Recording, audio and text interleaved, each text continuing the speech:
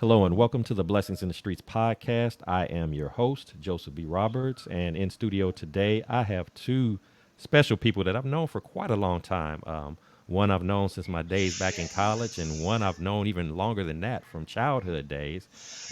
These two individuals are doing some great work in the city of Madison, Wisconsin, pouring into lives of both young people and both homeless people, and just trying to change the community and impact in a major way. Just doing some great and wonderful things, and they've taken some time out of their busy schedules to share a little bit about their personal journeys, challenges that they've gone through, and how they've overcome them. So, without any further delay, I would like to welcome to our show today Miss Maddie Reese and Mr. Will Green. Hello, both of you, and thank you for being a part of the podcast today. I surely do appreciate you being on the show. Thanks for having Yeah, us here. All right. And like I yeah. said, Thank you. I imagine the two of you have never previously met before, but as I stated, you both are in Madison. You're both doing some big things. So this is opportunity, when the show is over for you guys to link up because I think you both have some services and some things that you're trying to do that you can probably partner up on and could be a benefit of advancing one another's various efforts. So just throw that out there since you all are in the same area. I'm So looking forward. that's awesome. That's awesome. So before we get started, I do want to give each of you an opportunity to just tell the audience a little bit about yourselves, where you're from, what you do. So I'll start off with you, Maddie. Go ahead and tell us a little bit about Maddie. Oh wow. My name is Maddie Reese. Um, right now, have a rebuilding home for homeless people. Gosh, I'm trying to see where to start. There's just been so much going on since COVID. I really don't know where it is, because I haven't had a time to really sit back and just see all the work that we have done. But, I'm a girl from Riverdale. Moved to Madison when I was 16 years old. I was having my first son, and I've been here since then and just helping community ever since I was a young girl. And I've advanced. I have a nonprofit called Connecting the Dots right now. We feed the homeless. We assist with housing, just any barriers that they have. And if we can't supply their needs, what we do is send them out to other resources. Over the last year, my partner and I have developed a rebuilding home out in McFarland, and that's a little city outside of Madison. And they've welcomed us, and we're just helping folks change their lives, rebuild their lives, and that's where we are today. So I'm super proud of that, and just being part of this community. So that's who Maddie is. That's awesome. That's awesome work, Maddie. Love to hear that. And I'll turn it over to you, Will. Tell the audience a little bit about yourself. Yeah, I'm Will Green. I'm the founder and executive director of Mentoring Positives. It's a nonprofit we started going on. This is our 19th year, so next year will be our Mhm. 20th year. Originally from Gary, Indiana, and like Joe said, I attended UW Eau Claire, played ball for them in the early 90s, and my wife lived right outside of Madison here. So I moved to Madison in 2001 and just been providing mentoring services to our youth in the community for the last 19 years. So Awesome, awesome stuff. And we're That's gonna dig nice. into both of your projects a little bit more as the show progresses. But clearly, you're doing some powerful and impactful things to serve the community, and that's to be admired and respected for. So for both of you. So when we think about our life journeys, the challenges of life, the things that we go through, the adversities and such, you can't really tell a life journey in its full context without starting from that beginning. So that's where we're going to start from today. So I'm going to throw it back to you, Maddie. Kind of tell the audience a little bit about what was it like for you growing up. Like you said, you came from Riverdale. For those who don't know, Riverdale, Illinois is a suburb right outside of Chicago. And there was a period of time where Maddie and I used to live on the same block, right down the street from one another. So Mhm. that's how far back I know her. So would you again take this time to just kind of tell everybody what was it like for you growing up, and if there was any specific challenges or fond memories that you recall from growing up that you'd like to share, please do so at this time. So, Riverdale was a suburb that was all white. And One of the challenges, I was a young girl, very, very young, probably in fourth grade when we moved there. We were one of the first Black families who lived out in Riverdale. So I could remember not seeing many people that looked like me, who had the same skin color as me, who had the same texture hair as me. I can remember back when I had Caucasian friends, and they had all that long, pretty hair, and I had black girl hair. So I can remember what I would do was I would take a one of my mom's stockings and I would put it on my head, and that those two legs would hang long, and I used to pretend that my hair was like their hair. And when we were talking yesterday, and I had to say, okay, what was one of your challenges? That go deep, go back, And I could remember that.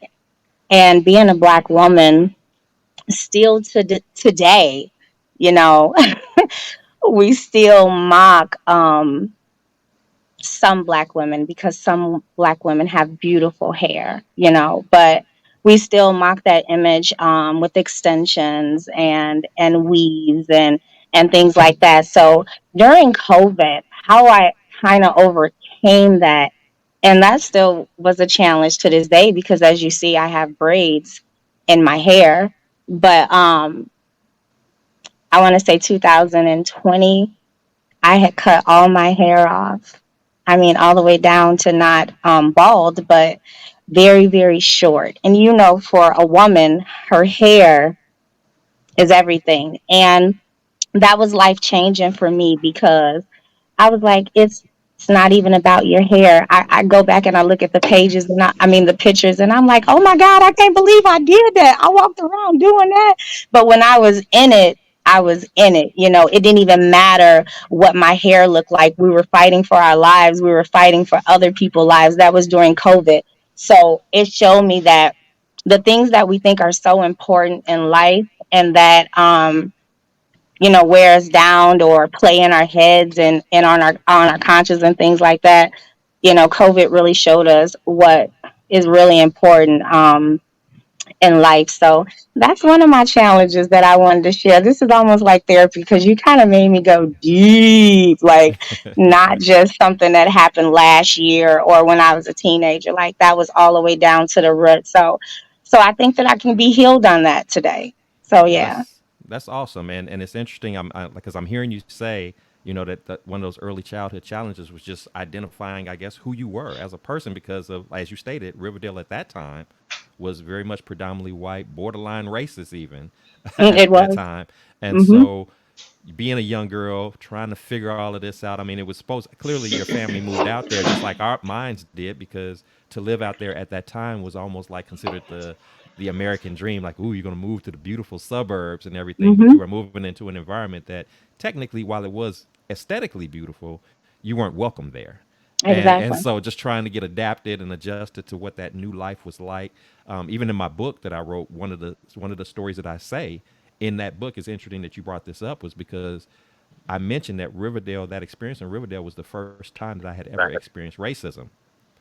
And Hmm. I had always heard of it, knew what it meant, but it wasn't until living out there that I personally had my first encounter with what that was like. So I totally identify with what you're saying in that regard. Now, you did mention in your intro that you became pregnant and had your child, I guess, at around 16 years old, and you ended up moving to Madison. What was specific about the transition to go to Madison, of all places that you could go to? Why Madison? So, my son's father had been in college here. And Okay. so he was already familiar with Madison. So he was like, well, I kind of know a place that we can go and try to start our lives, you know what I'm saying, and raise our baby. So that's how I got here. Gotcha. I was always curious about that. Like, what led Maddie from Chicago to Madison? What was the connection? That's how I So, got here. okay, gotcha. So, same question to you, Will.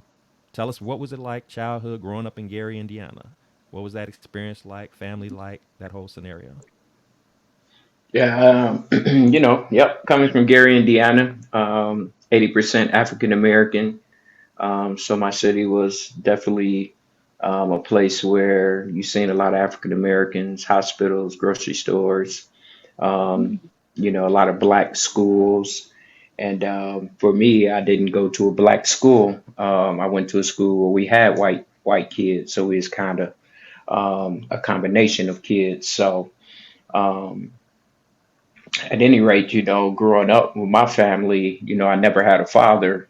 I didn't know who my father was until I was like 46. So about 6 years ago, I just found out who he was, seen my first picture of him, what his name was. So it's like this family secret, or just shielding me from that information. So I'm going through that journey now. That I've met some of his family now, and maybe some siblings that thought they were the oldest. I'm the oldest. So I'm just learning that now. But I had a good family, man. My mom had me at 14. I got two younger brothers. We all had different daddies. None of our fathers was in our lives. But I think that's the beauty of having this discussion today, the trials and tribulations of what we come through. But with that being said, I seen a lot of poverty. I grew up in a house with no lights, no heat, no running water sometimes, and I always dreamed about being successful. Coming through that experience, um, it wasn't all the time. It was sporadic, but at any rate, I had a loving family. I had uncles, aunts that really wanted us to be good people. I truly believe that. We had all the family traditions of, holidays and food and family reunions in my earlier years. So I had all that, and being in Gary, Indiana, I've seen a lot of negative things in my city, but again, I loved my people, and I think one thing that really kept me focused was basketball. So I excelled in that skill. I mastered that skill, and it gave me a lot of self confidence and a lot of self esteem, and has a lot to do with who I am today. Not because I was a great basketball player, it just instilled in me a lot of leadership skills and things like that that really, as basketball, my old coach told me, it's not basketball, it's not just a game, it's life. So all those teamwork and things like that, dedication, perseverance that go into that. So it really was a great experience, man. But I use all this now that I'm 52 to shape who I am today. Absolutely, absolutely. That's great stuff right there, man. And it shows your resilience through difficult and challenging times as well as yours. The same way with you, Maddie. Just resilience, just persevering even through the difficult moments, not making it to be an excuse or a reason to just throw your hands and give up, but just saying, "Hey, I'm gonna leverage what's supposed to be a negative for me, and I'm gonna flip it to a positive and do some great works in my life for myself and for others." So that's awesome stuff. So as we travel through this journey of life that we're talking about here and the challenges that go with it, you live long enough. One of the things that you learn is that eventually there's that bump in the road that comes about. And for some of us, depending upon how long we're around, we may have multiple scenarios like this. But what I'm asking for you at this time is to tell me about a time when there was a situation that happened in your life that you just didn't really know, how am I going to get through this? This is a little different. I've been usually good at navigating through some hurdles, some obstacles here and there, but this hit a little bit different. It was a little bit harder for me, and I didn't know how I was going to overcome it. Share with us, if you would, what that journey was like for you, and how did you manage to get through it? And I'll start with you, Maddie. What comes to mind when I ask that question of such a situation in Wow. your life? Um, I'll say the situation with my middle child. Um, at birth, my mom, she knew that he was different. She would always say, he's different, And she had promised me that if I conceived him, that she would help me take care of him, until he's able to take care of himself. And so that was kind of an agreement between her and I. And so I did. And for the blood, of that kid. We have to watch, who we share that DNA with, because that's super important, because the blood of that kid almost took the life of his mother.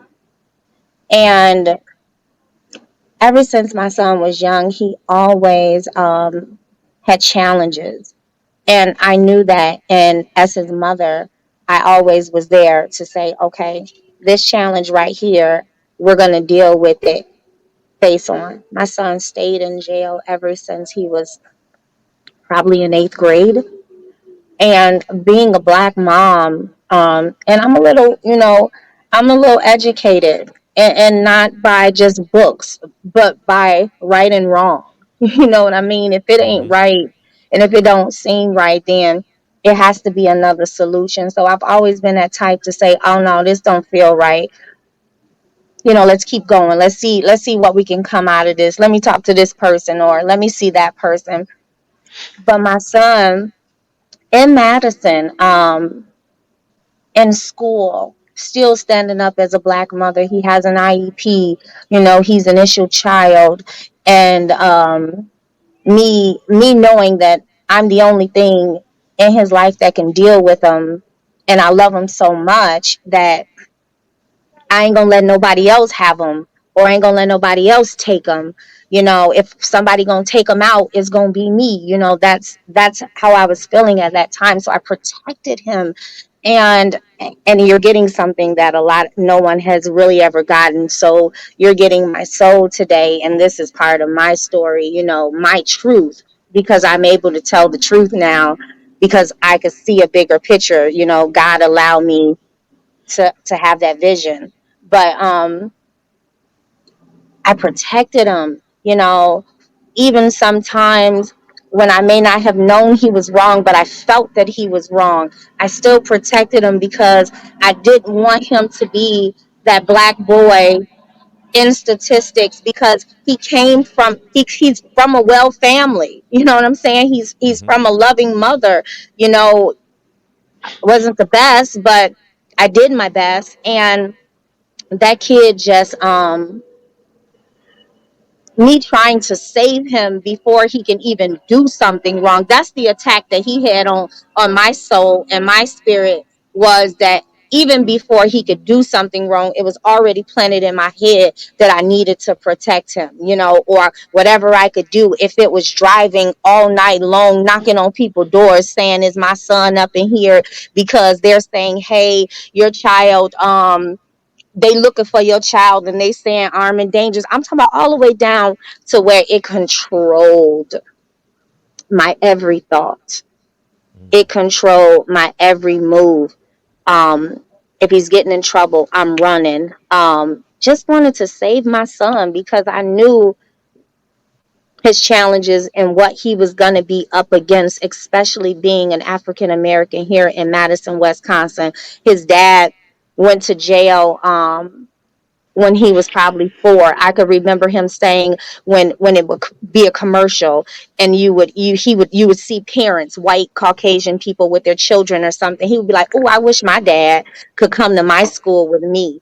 And so black men don't understand how important it is to be there, just to be there. And um and I have all boys, so I have 3 children of my own. My oldest boy is 30, my middle boy is 21, and then I have my 11-year-old. And then I have 2 grandchildren, who is 8 and 1, and they're boys. So all I Mm. do is raise boys. Okay. And I'm like, Jesus, are you serious? But I know that he equipped me to do so, because my program is building men. So I know that that's my ministry. So my son is the one thing that I feel that had me bound. But then I am free from that now, because I had to learn that, because I got sick. They made me, it got me sick. I had woke up one morning, and with Bella Paulson, I had one side of my face, wasn't the same as my other side, and I had to choose um, to live, or allow his situation to keep me bound. And so I just prayed about it and I made a choice. I made a choice to say, okay, you can still be there for your kid, but no matter what, you can't live his life for Mm-hmm. him because he grown now, and you've given him all the tools that he needs to make good decisions. And I had to free myself, but I also know that he also needed that piece of a male, and that's a piece that he never got. So as he's getting older, I'm trying to um I'm trying to put him in spaces where he can be comfortable with other men who can show him a different way. So that's where I am with that one. That one runs really deep for me.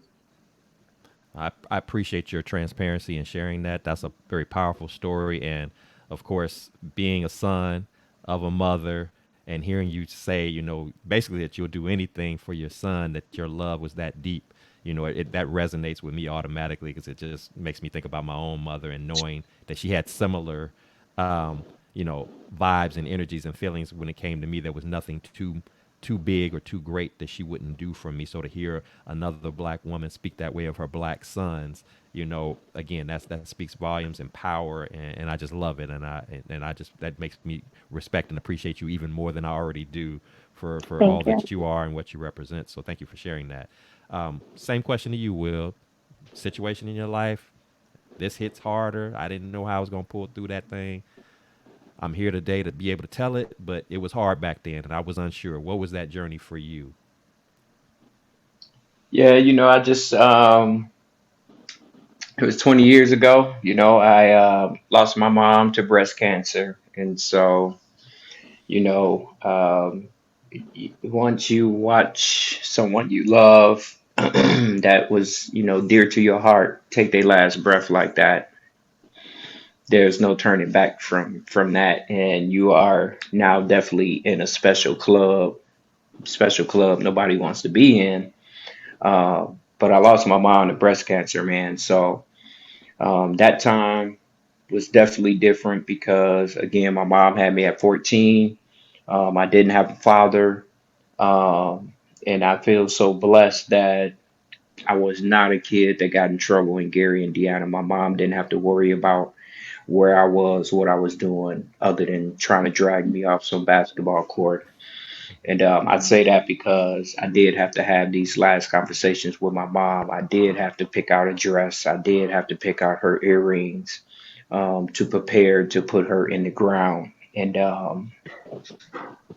it's something that, I'm a very positive dude, but it's a heavy weight on my heart. It's kind of like an elephant sitting on your heart. You got to think about. I think about my mom every every minute, every hour, every second, every day, and it never goes away. And so it was deep. So I didn't know, um, what to do from that situation because she was like the staple. She was the cook when people came to our house, and she was gone. So that was tough. And we knew it was gonna happen eventually. She had been dealing with breast cancer all that time. Me and my wife got married in 2002. Um, she danced with me in August 2002, and then by 2003 January, she was bedridden from a tumor being on her brain, and she couldn't get out the bed. So, um, we expecting our first daughter, and my mother tried everything in her power to see that first daughter, her first grandchild, and she passed away July 7th, 20 years ago. So her birthday is next week, July Mm. 27th. And so this is always just another month that I think about her in a deeper way. So with that being said, I had moved to Madison in 2001, like I said. I had been working in the system, working with kids. I was kind of a probation officer for juveniles that was adjudicated through the court system. I wanted to get on the front end of that always because I felt like I wanted to steer them away from the system. So my mom's name was Muriel Pipkins, and I took the M and the P And that's why I created Mentoring Positives, the program that I run today. So I truly turned that pain into passion. And that's why I go hard for the kids. And we are here 19 years later, going on 20. So I basically quit my full time job, which is not easy because everybody's secure with getting that check every 2 weeks from whatever organization they work for. But I quit that job, and I started my own mentoring program. I started mentoring kids on my own because I wanted my time back. I just couldn't believe that people were going about their lives after I had just lived through this devastating loss. And I refused to go back to pushing paper in a desk. And I wanted my own time and I wanted to do things my way and heal in the way that I wanted to. So I push my mom's love in every kid and family I come across, mentoring positives. And so we just opened up a restaurant space, and that's why we call it Muriel's Place right now. So everything I do is in honor and respect to my mom and giving back. So that was the toughest time of my life. Still deal with it, like I said, every day. But one thing I do know, she's not here to deal with bills, the stresses of everyday life. And I knew exactly what she wanted me to do is go live my life and not have a pity party. She wanted us to celebrate her. So that's what we do today. Mm. Man, my brother, of course, I knew of your mom's passing, but I never had an opportunity to hear you share this backdrop of it all the way that you just did today. And again, your transparency, I can feel the love you have for your mom, and even though I never had the pleasure of meeting her, I can even feel the love she had for you. I could just feel it. Again, you know, I there used to be a joke all the time. People call you, a mama's boy, whatever. Call me a mama's boy because I love me some of my mama, and I know you did the same. And you talk about just that energy and that presence of having that special woman in your life, especially when she's the single parent leading the house, doing all of the things, making all the sacrifices. I mean, it's just powerful, man. And you just, I know somebody's gonna be blessed by your story as well as Maddie's story. But the two of you are just blessing me as we just go throughout it. Just hearing that, just even you taking the leap of faith right now. 20 years ago, I should say, to do what you're doing, the work. Operating in your calling. I'm still I'm in that zone right now, in that same decision making. To wanting your time back and wanting to just full time walk in your calling and walk in your space. And as you stated, that's a challenging moment when you find yourself, God's pulling you one way and that guaranteed check's pulling you another way and all of that kind of stuff. But the work that you've done, the work that you're doing, Maddie, as well, and the work that I'm desiring to do and have started to do, I mean, it comes full circle. And as you said, you can pivot that pain, you can flip it and make it into your purpose, into something special again, where you're pouring and impacting into lives. And I just appreciate and value and respect what the two of you are doing and just how you've drawn from that. And like I said, you're blessing me, and I know you're going to be blessing those that have an opportunity to listen to this. When you think about just healing in general, and I know you just shared your respective stories, but of course, there's been other moments of adversity and challenges that you face. Sometimes it's big, sometimes it's not so big.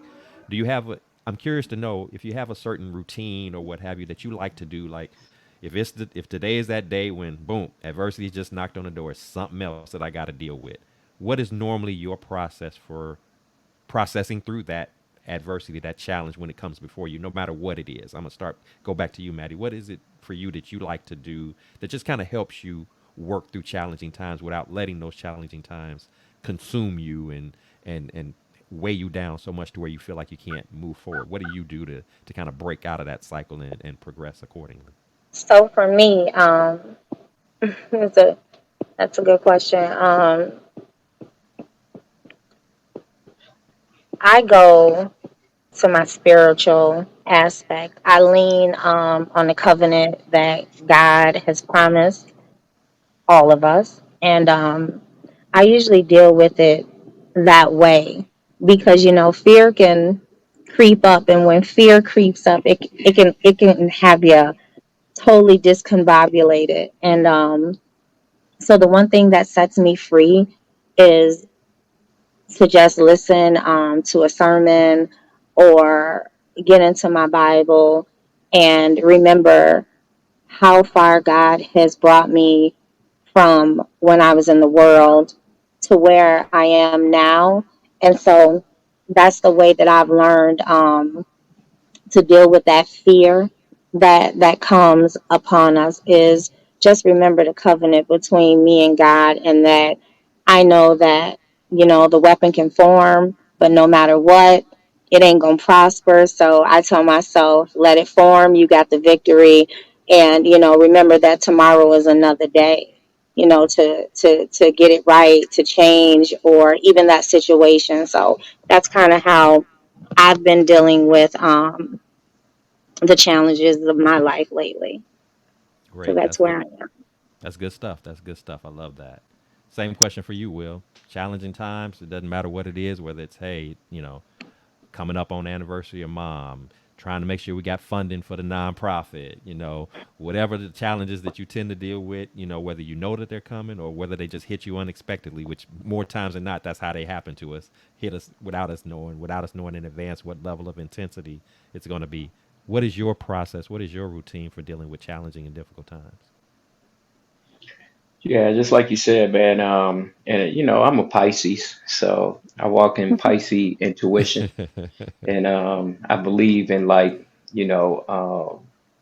believe in the journey that you walk. A lot of people, when I started the process of starting this nonprofit and things didn't go my way right away, you quit. You'd find something else.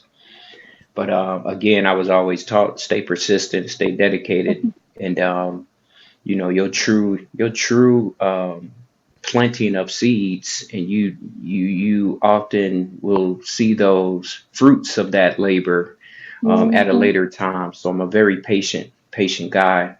And so, it's funny you asked that. Just Wednesday, I felt, it was the universe. It wasn't like something really major happened to me bad. It just was not a good day. And my whole family was going through it. I got two daughters. One just finished her first year of college, and then I got a third grader, and so I think for me, man, getting through that is I'm a basketball coach and I love to play basketball. So that always took me away and, gave me perspective. But what I found, and what I knew was one of my safe spaces that, my family, even our daughters, we all got different relationships and how your kids respond to you, talk to you, and how you spend time with your kids. But I found that me and my family are able to, debrief and talk about the things that's really tough for us. And, just having that soundboard with your family, it's certain things in your household you don't share outside of your household, right? It's like your family. Mm-hmm. So I found that to be very, very, very, very healing, to know that we all was going through something and we all was able to connect and spend that time together and kind of debrief that and get it out. Because I think with anything we deal with, we all feel better when we're able to talk about it and get it off our chest. And Mm-hmm. we just don't realize how healing that can be. So that's one thing for me, man. And then, I study psychology. I got my bachelor's in psychology. So I know the human psychology of this, humanoids, we deal with the stresses of every day and how people react and the different people we deal with. So after losing my mom, I don't take anything too serious, right? Like Mm-hmm. we used to think things was real serious, but that's a serious situation. So and I know time heals everything. So, um, that's what I do, man. I used basketball and the coaching, and I use my family as a way to do the healing and not get too serious. That's beautiful, man. And I love the fact that you emphasize that family component. There's nothing like that when you have, and because it's a testament when you think back in the day, and we're all old enough to know this. You think about when being poor or growing up in poverty type situations, tight situations. You knew it existed, but you kind of like for many of us, we're like there were days when I didn't really feel like I was poor. Just Mm-hmm. and a lot of it had to do with the family connection. It was like because we were together Mhm. in it all, even if we didn't have much, it was enough because we were doing it. We were doing life together as a family. And so to see you Mhm. carry that into adulthood and that be resonated all the way down to your third grader, man, that's beautiful. That's beautiful, and that's God just presence in that whole situation. Even using the godly talented gifts that you had in basketball, letting that be your outlet of healing. You know, when you're feeling a little, you can go out on there in that court and just be restored just through your gift, through a God given talent, a God given gift in you. Mhm. Whether it's you just playing for yourself or whether it's an opportunity for you to pour out in a leadership role to young people. Again, an opportunity to release and be healed. And you'll be challenged. You're dealing with a challenging moment, whatever that is. Your kids may not even know it that you're coaching at that time or whatever, but you're healing and you're helping all simultaneously Yeah. working together. So that's a beautiful thing, and I love that perspective from you Mhm. on that.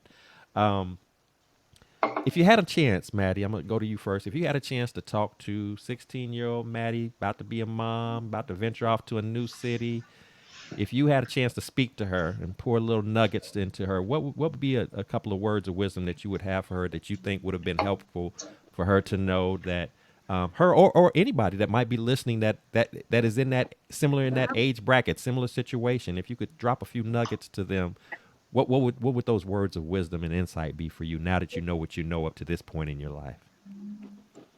Stay in school. Education is power.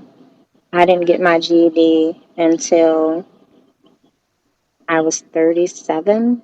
Mm-hmm. Um, I was graduating on the same day as my oldest boy. He was graduating from high school, and I was graduating from getting my high school diploma. So we got it on the same day. Um, that education is power. So school is super important.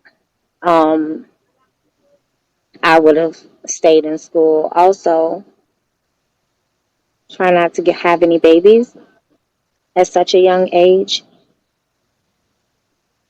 If I could teach a class to 16-year-olds, I would definitely ask them to try to plan your life, plan your life out because I would have some type of curriculum where putting that baby on yourself, I want to show you how life can go, left versus if you don't have that extra person to support when it's already out here, very hard to support yourself. So come up with a plan. Children are not something just to have, they're not asking to really be here. So I think that parents should definitely have a plan on how to support them. Um,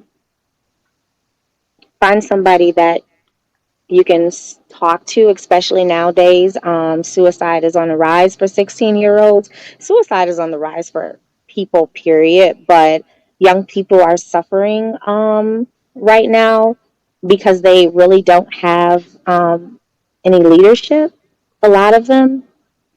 So, find someone where someone or somewhere where you can feel safe and be able to thrive and know that this is a big world. It's so big. It's so bigger than Madison, Wisconsin, or just the little city or the big city that you're in, and that the sky is the limit. Let no one hold you back from your dreams, and with God, anything is possible. So, That's some great you know, sound advice right there. That's some great advice.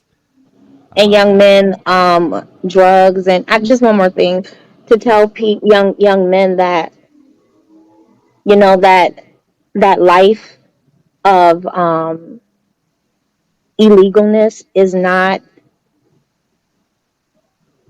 99% of prosper. It's going to leave you in jail or maybe dead, So I think that it's time to have those hard conversations, those realistic conversations with our children, because, we already know what they're up against. The system is not going to play with them by far. So, especially with our young men, but now we're seeing it in our young women as well. So, it's not just about gender, it's about culture.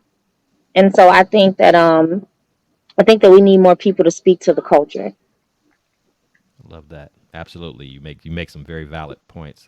Speaking nothing but the truth.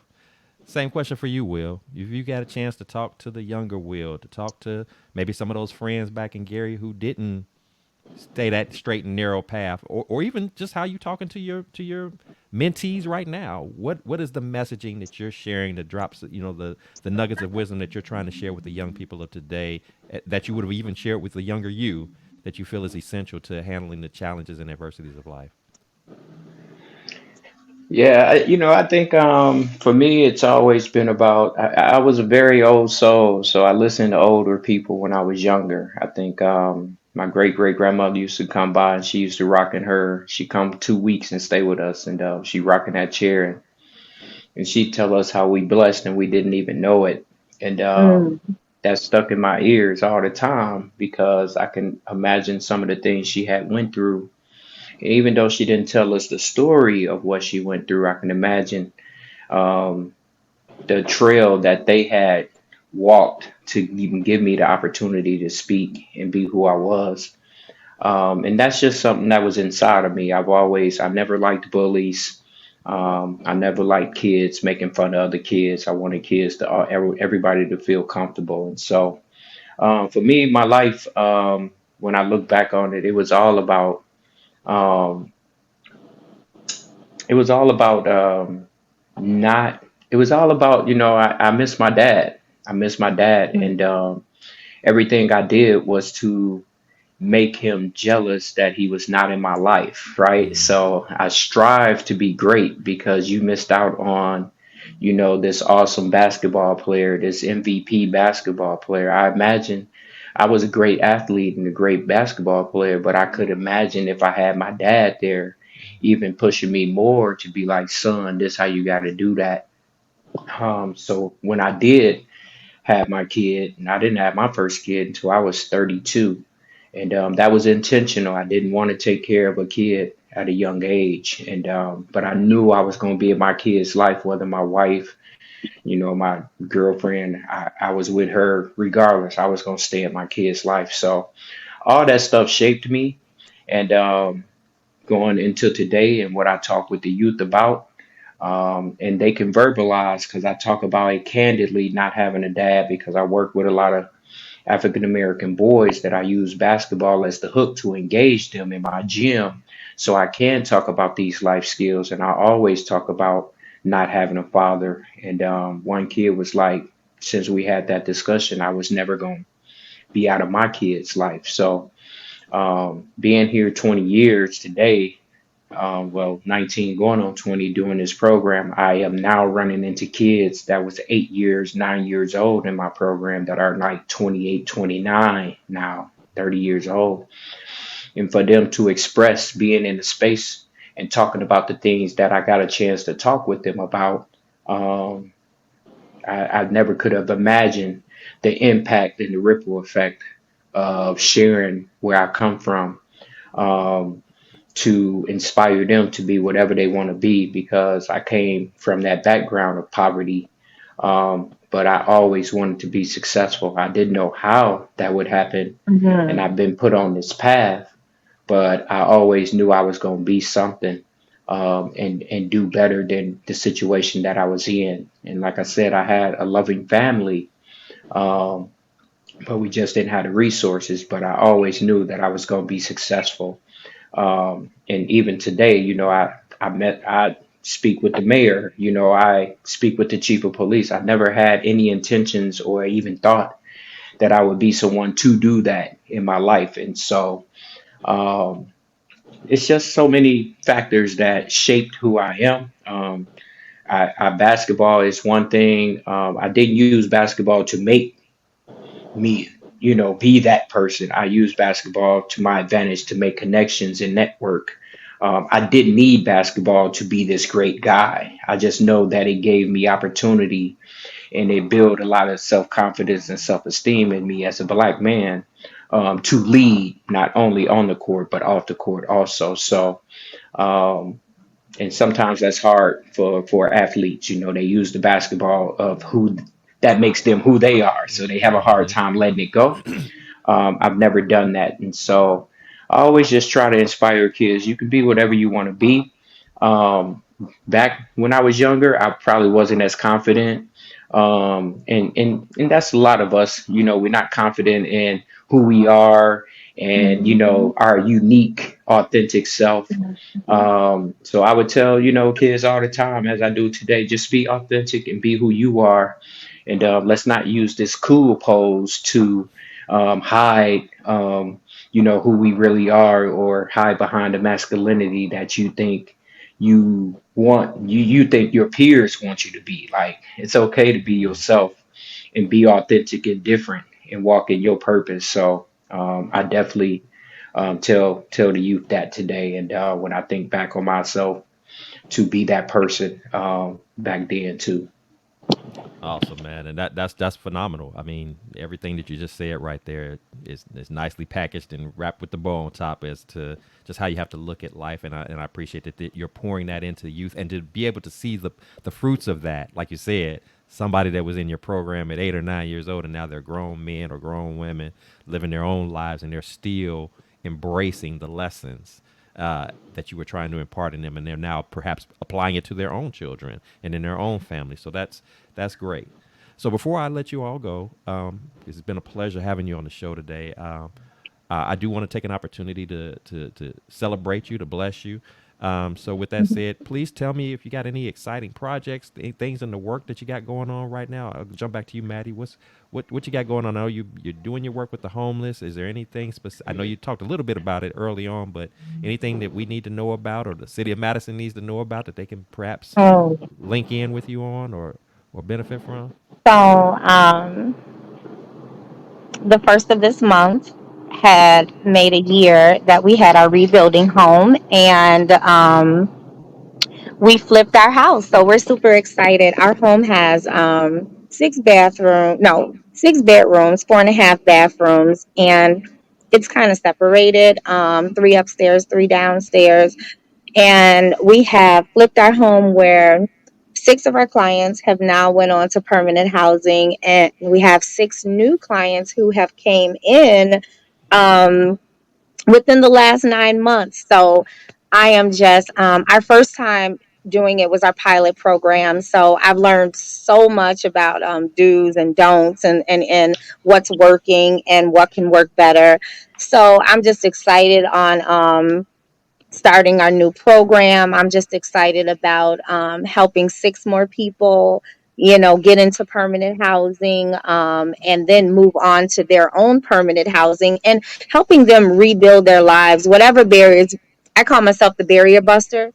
So whatever barriers that, they are the challenges that they're up against, I am ready to just bust them down and just see them move on so that we can help six more people. And so that's something that I'm going to be talking about really, really soon, about flipping the house. And we're going to be having our 1 year celebration in our backyard at Dion's place in McFarland. So I'll be inviting you guys, Mr. Green, if you're you know available, come out, come check it out, come see what we do. We have a lot of children that come in our program. Also, I'm tied to the community, so I want to get tied to you so that I could get some young men, even some young women, tied up to your program so that we can see some success in our community. So, that's the one thing that I got going on. Also, Reese's Soul Food is up and coming. Reese's Soul Food, my mama used to feed everybody Yes, in the I do know. neighborhood. Yes, I do know. Mom's good cook. So I in a remember couple that. months, we're gonna be having Reese's Soul Food. We're gonna be having our food truck. So I'm super excited about that. It's for the public. Also, it's gonna be for feeding homeless people. So we're gonna be out just dropping meals off to homeless. I hate to say homeless. Let's just say uh houseless people, and to our community. So I'm excited about that. I'm excited we're working with the county and the city. We have a new grant that we just got accepted for, to help people stay inside of their homes and also to take necessities and things out to homeless people so they can survive while they're out on the streets. So we're boots on the ground. I'm just excited. We ain't going nowhere. We're our third year in. So about 2 more years, we won't be able to say that we're grassroots anymore. So I'm looking forward to that. And we have Look like we froze up a little bit. We'll let her work through that. Um, I'll jump to you real quick, Will, as she's working through her technical difficulty. Tell us what's going on with Mentoring Positives, Muriel's Place, or anything else that you got going on coming up. Please share that with the audience. Yeah, no doubt. Yep, like you said, we got Muriel's Place. We just opened that up. The ribbon cutting was May 18th. Muriel's Place is a restaurant production kitchen space that I have the youth working in. My company, my agency, we produced mild and spicy salsa and seven varieties of pizza. Um, the products are called Off the Block. The kids came up with the name because they wanted to get themselves off the block. And our tagline is from our hood to your table. So I got kids here producing the salsa and pizza right here in Muriel's Place. So people can come in and dine. We open Monday through Thursday, 11:30 to 7. And so we are running a youth employment program. We get a contract with the city. So we have youth coming in, 2 shifts in the summer. They work on setting goals for themselves. And then we also invite um, other agencies in to give them different touch points on different other career paths that they are involved in. So the kids are serving people up in the restaurant, and then we just opened that up. We are at the old Ellis Deli site, so that's a historic site that people know in Madison. And then we've been on the east side for the last 19 years. I've been working in the Darbo Worthington neighborhood. Madison is consisting of 9 low income neighborhoods pocketed in our city. Renters surround homeowners, surrounded by homeowners. So Darbo is one of the low income neighborhoods that we are trying to change. So right now I'm working with 2 nonprofits, and we're probably 2.5, 3 years away from construction of 80,000 square foot um, community center, the Darbo Dream Center, right in the middle of the neighborhood. So we'll have a number of resources in there: health and wellness, um, childcare, food pantry, kitchen facility. So we're doing that. We have a lot of African Gambians in the neighborhood, Latino, Hmong.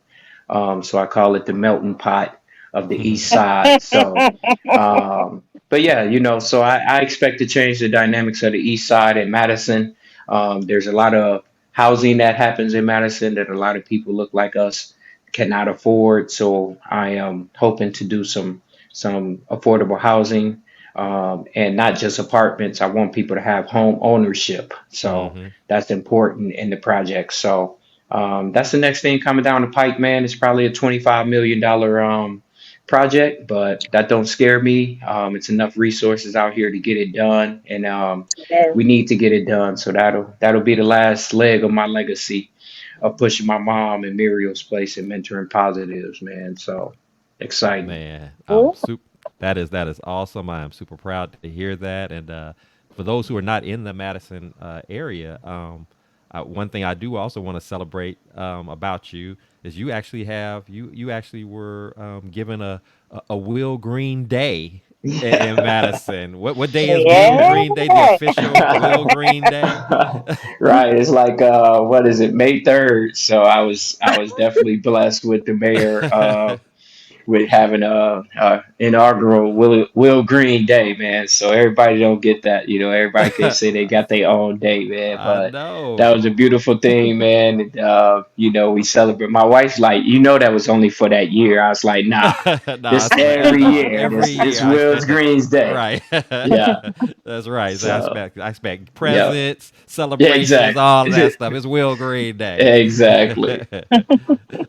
And Maddie, real quick, I know you had a little technical difficulty at the end. I just wanted to make sure you captured everything that you were trying to say about. I know you said your food truck has got going on. You flipped the house.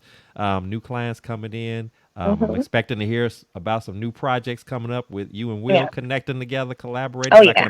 I can only imagine that some of the young men that you encounter will probably are in some cases, out on the streets. Well, Don't have any place to stay, and you're impacting lives. So you both are doing two different things, but at the same time, an opportunity to partner up. And I love the fact that you even brought that up because we have so much scenarios where we're too busy competing each other against each other instead of collaborating with each other so everybody wins. So not only you as business owners, but the people that you're serving.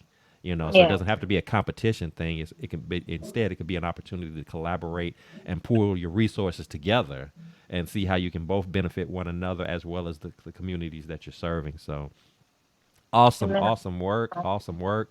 Loved having the two of you on. I know it's again busy day. It's a Friday. So I definitely appreciate you taking time out of your schedules. Again, for those who are watching, if you have enjoyed today's show, please subscribe, comment, like, share, do all of the above. What we're trying to do here on the Blessings in the Street podcast is again to encourage, to uplift, to empower. And these two individuals today are just examples of what that looks like, and we hope that you were blessed by listening to this episode today and being a part of this experience. I know I was. So until next time here at the Blessings in the Street podcast, always remember that your story is your glory, your relationships are relevant, and your journey is your joy. I am your host, Joseph B. Roberts, and until next time, God bless, take care of yourselves, and continue to tune in because we got more powerful stories and journeys in store to share with you. Have a great day, Have a everybody. good weekend. All right.